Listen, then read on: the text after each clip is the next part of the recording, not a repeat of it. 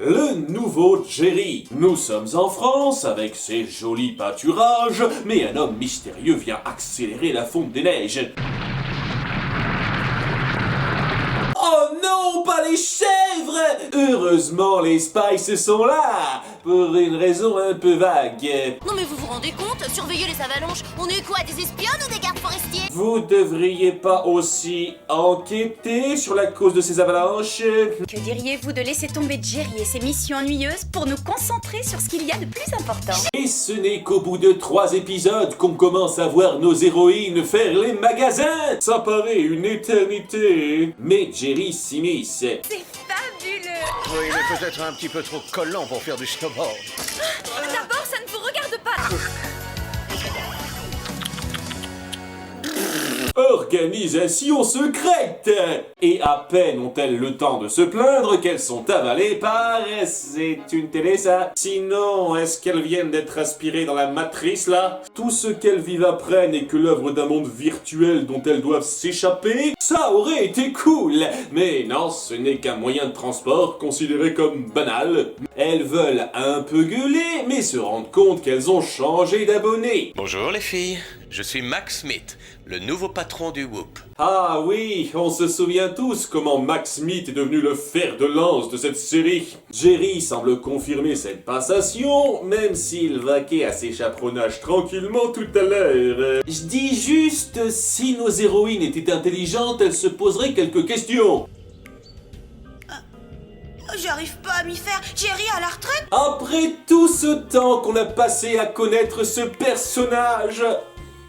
Genre 4-5 minutes en tout et pour tout jusqu'à présent. Leur nouveau Mac les envoie faire du shopping à Paris avec carte de crédit illimitée sans aucune autre instruction.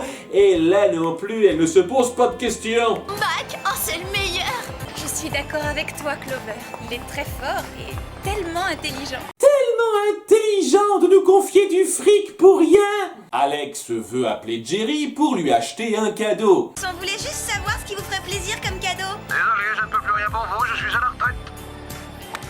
C'est totalement hors propos avec la question et un recopiage évident de la vidéo de départ. Désolé, je ne peux plus rien pour vous, je suis à la retraite. Et ça les interpelle toujours pas. Un peu lié avec ça. Aucune importance. Réfléchir, c'est mauvais pour le teint. C'est alors que leur carte de crédit les attaque.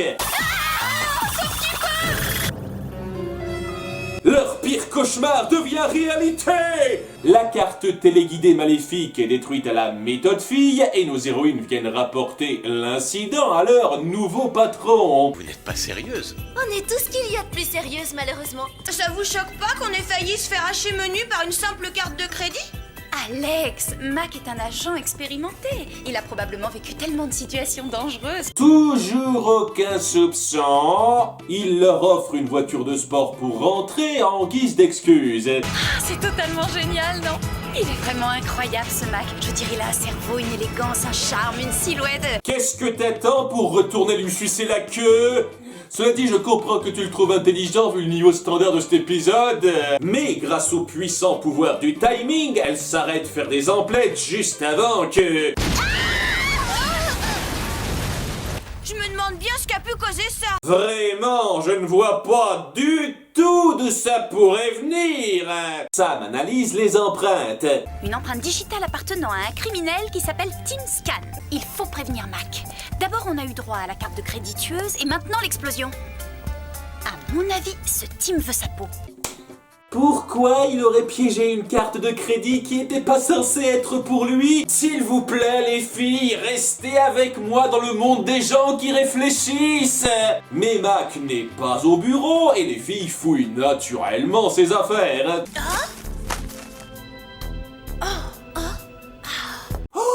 Elle voit un dossier sur le bandit Tim Scan qui n'a aucune raison de se trouver là et qui raconte qu'il travaillait autrefois à l'armement du Whoop. On pense donc à appeler des anciens pour en savoir plus. Jerry, on a besoin de votre aide, il y a un cinglé. Désolé, je ne peux plus rien pour vous, je suis à la retraite.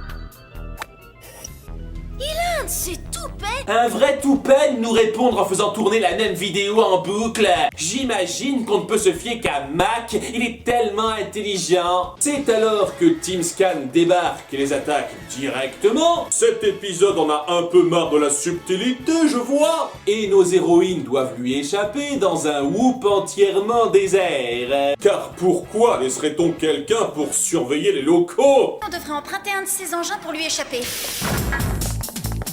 Je ramasse un PV chaque fois que je prends ma voiture. Et vous croyez peut-être que je sais piloter un de ces engins? Oui, c'est pour ça qu'on t'a laissé conduire la bagnole tout à l'heure. La course-poursuite est donc lancée à travers un vivarium qui me fait me poser énormément de questions. Et la série n'y répondra pas, bien sûr. Nos héroïnes se voient séparées dans le feu de l'action et Clover et Alex finissent par lui fausser compagnie pour tomber sur... Ouf, tout s'arrange, on n'a plus rien à craindre. Qu'est-ce qu'on fait pour ce Team Scam? C'est un miroir magique, parce que le C devrait totalement être à l'envers là. La vérité est ainsi dévoilée via le coup d'une Nilbog. Vous êtes Team Scam? Elles se font ensuite immobiliser, de même que Sam qui les rejoint 5 secondes plus tard. Ça servait à quoi de les séparer alors? Inutile de courir. Je trouve toujours que vous êtes beau et élégant. Il les enferme alors dans une station spatiale. Parce que pourquoi faire simple? Il révèle ses plans consistant à utiliser une arme améliorée du Whoop. Je vais l'utiliser pour procéder à l'évaporation totale de l'eau sur Terre sans prendre de risque puisque je serai dans mon navire spatial. Et le profit derrière ça, c'est quoi exactement? Quand je pense que je vous trouvais irrésistible. Vous aviez tellement d'élégance. Mais en fait, vous êtes un irresponsable et banal petit terroriste. Et c'est vraiment fini entre nous. Il les envoie alors dériver dans l'espace avant d'utiliser son rayon sur Terre.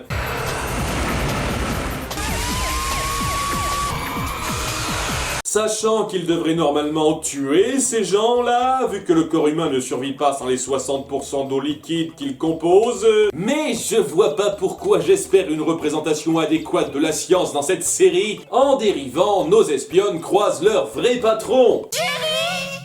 Tout s'explique maintenant. Mac n'a jamais été le chef du Whoop! Ou peut-être que Jerry voulait faire une excursion spatiale après son golf? Cela dit, ouais, sincèrement, c'est pas le meilleur épisode pour introduire Sam en tant que cerveau du groupe. Grâce à l'invention que Mac lui-même leur a donnée, elles parviennent à atteindre et sauver Jerry avant de foncer s'occuper du mégalo à queue.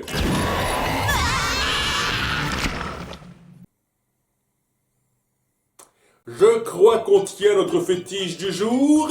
Et sinon, pourquoi ça fait ça à elle et pas aux autres? En 10 secondes, Jerry défait le malfrat parce qu'on n'a plus le temps et il relique Philo qui ne devrait pas être resté à l'intérieur de leur corps.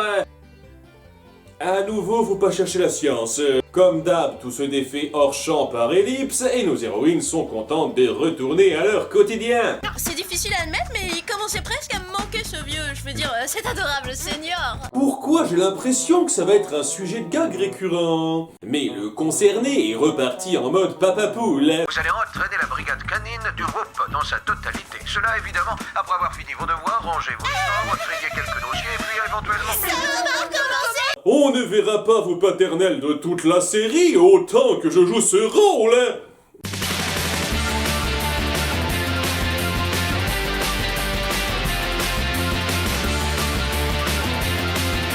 Et le fétiche du jour est... la figure anorexique.